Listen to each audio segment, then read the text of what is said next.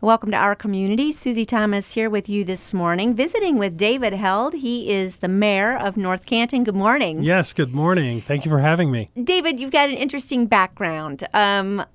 We think of you as with the conservatory and working with the watershed and the all of that Recycling, as well. down there at the recycling district, yes. And so first of all, let's start there. Let's talk about that and what's happening with that, and then your call to public service in this other arena. Yes, absolutely. Well, the mayor of North Canton, the position technically is, I don't want to say that it's a part-time position, but the pay is certainly not something you could live off of full-time. Mm-hmm. And so my daytime job, I work down at the Stark Tuscarawas Wayne Recycling District, and we're responsible for all the recycling programs, curbside recycling programs. We give grants to the political subdivisions, the municipalities, the townships, and the villages to get a recycling program going for their residents. So that's what I do during the day. And we're also to make sure that we have sufficient landfill capacity for all of the waste that we generate within Stark, Tuscarawas, and Wayne County.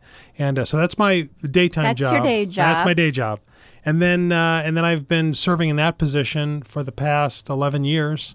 And at the same time, I've been serving as the mayor for that same amount of time in North Canton. How are we doing with recycling as a whole? Yeah, overall, when you look at the amount of waste that is recycled, residential waste, so that's the waste that each resident generates, we're only recycling about 5%.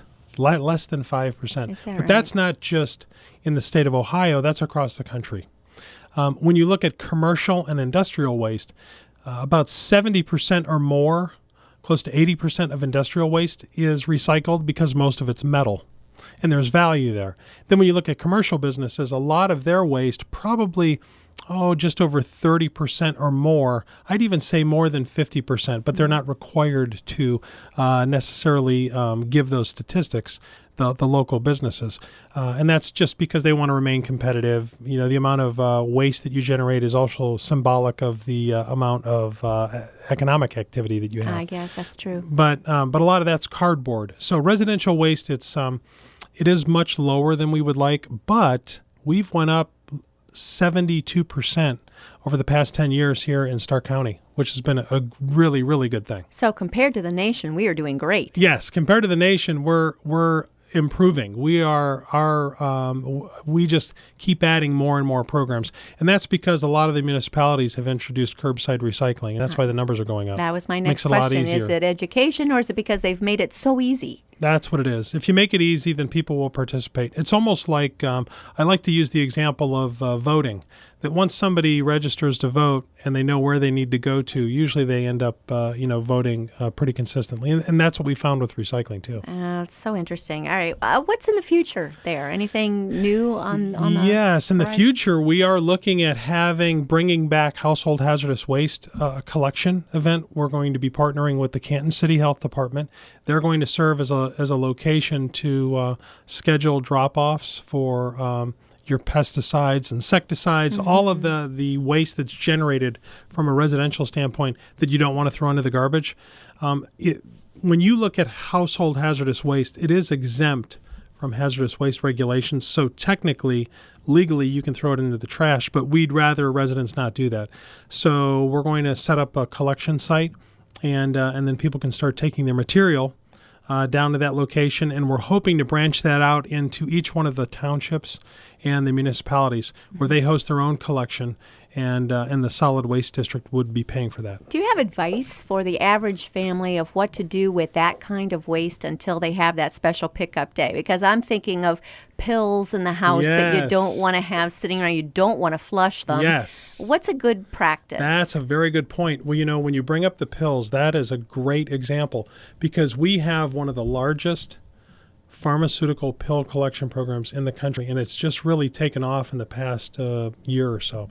We have 14 locations. So the majority of the police departments in Stark County do, and also in Tuscarawas County. We have 5 locations in Tuscarawas County where you can call up either the sheriff's department in Tuscarawas County or also the Sheriff's Department in Stark County, and then a number of the other police departments, they have a collection box. So it's like a mailbox. Right. You go in there, you can put in your unused pharmaceutical medication. Mm-hmm. No questions asked. It will be destroyed. So properly, they incinerate it. They use it in cement kilns, and they burn it up.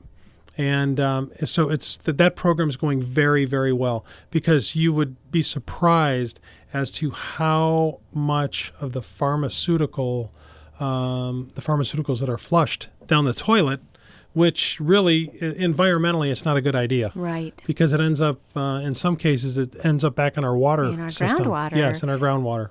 Well, and I'm thinking this really is a way to kill two birds with one stone, because you're combating the problem of the number of people who become addicted to prescription Yes. medicine, and also helping recycle. Absolutely. The addiction aspect of it to the opiates has been a real big problem. And so you have Attorney General Mike DeWine, who has headed up the program to try to get as many drugs back off the streets, particularly the pharmaceutical drugs. So we're working with his office. That program's really going very well. We'll collect, actually, our district was the #1 district for the volume of pharmaceutical drugs in the state of Ohio that we've collected. Oh, that's fantastic. Well, So, congratulations yes, so on that's that. going very, very well. Well, I wanted to ask you what your day looked like, because, okay, so you have the recycling all day long, and then you kick in, you put on your other hat, and you become mayor of North Canton. Yes, Tell us yes. about what that part of your day looks Well, like. it's, when you look at serving as the mayor of North Canton, it's really a responsibility that you take on 24 hours a day. I think whenever you're in public service, whether it's at the recycling district or for the city of North Canton, it's a responsibility that never ends, whether you're on vacation or not.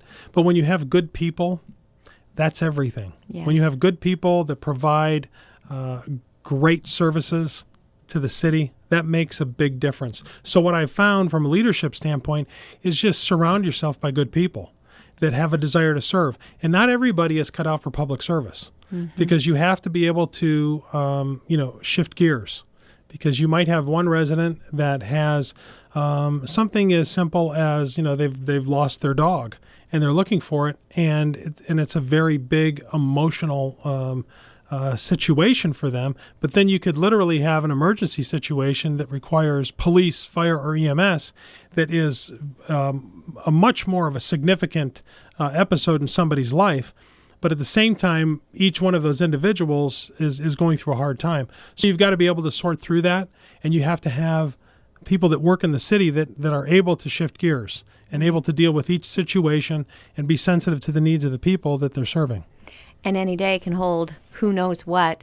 I think what you're Yes. talking about, though, is the kind of leadership that requires a lack of ego, because to say, I want to surround myself by very, very good people, Yes. to be able to delegate those kinds of jobs, you need to be able to say, you do that better than I could. Yes, And not everybody absolutely. can do that. Yeah, and you know what's something is that most every job that's done in the city, I know I couldn't do myself.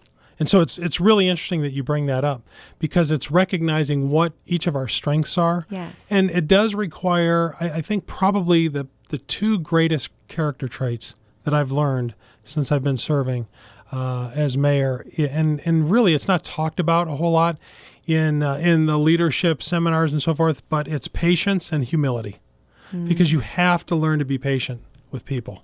And just as we expect others to be patient with us, we've got to learn to be patient with other people. And I think also the humility, when you look at it from a Christian standpoint, we know that every single breath that we take is a blessing.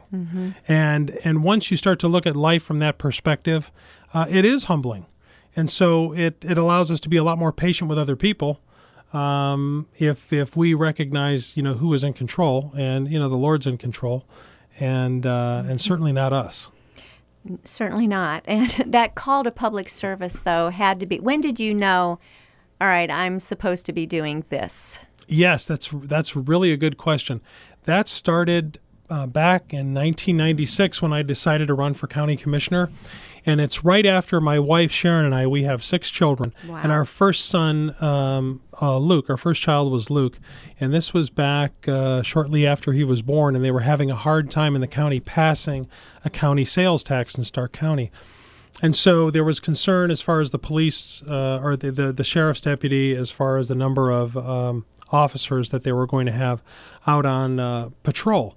And I was really concerned because now I'm a new dad, and I thought, oh my gosh, we've got to take care of this. I couldn't believe at the time we lived in Marlboro Township. They have a great police department out there, but the sheriff's department also provides support. And I thought that I need to get involved, and so I just decided to run for office for county commissioner. I didn't win in the primary, but then that's what got things moving along. You got the bug. Got the bug, and and I love public service. Mm-hmm. I love it. In my previous career, I worked for a company that provides hip and knee replacements. So I would work with the area orthopedic surgeons, and we'd bring in the medical equipment, and so I had a great opportunity to work in the private sector. But I really thought that my calling was in public service, and so that was back in 2000. So that was 16 years ago when I made the switch, and I was really glad that I did so. What's been the greatest challenge for you in those 16 years? I think probably, you have to learn. You have to learn to be patient and respectful to other people, because what I have learned is that everything serves to refine us. Just because you have somebody that may disagree with you, or somebody may have a particular issue that that they would like to see advanced, for the greater good, and it may be in complete conflict with what I'm trying to do as far as the city is concerned, or with what other people are trying to do. But what I have learned is that everybody plays a role, and that the goal is to find that place of agreement. Where can the majority of the people agree as far as whether how we move ahead? So in the city of North Canton, the challenge is not agreeing on what needs to be done, because we all want to serve the people in the city. The challenge comes into how do we agree as far as what's the best way to go about this. Yes. And you find that even in marriage and raising kids, and we all agree that we want our kids to grow up and do well and be successful, and but then how do we do that? And sometimes my wife may have one perspective on any given moment, and I might have the other perspective. But it's trying to find that place of agreement, being patient, respectful with the other person, whether it's with my wife or my wife Sharon, or if working with the city administrator or council. So I think the biggest challenge for me has learned what I learned was learning to be patient. Mm-hmm. The loss of the Hoover Company had to be difficult financially, of course, for the city of North Canton. How have you been navigating that? The loss of the Hoover jobs was devastating to the community. We had, to give you an example, our income tax collection back in 2000, the year 2000, was $7 million. And when the Hoover Company decided to leave, they were purchased, and all of those jobs were sent down to Mexico.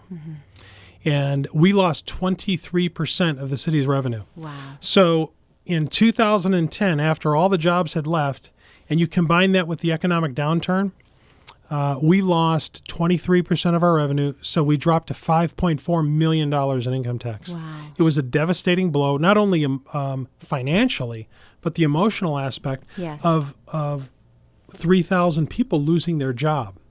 So what we did is we just went back to the basics.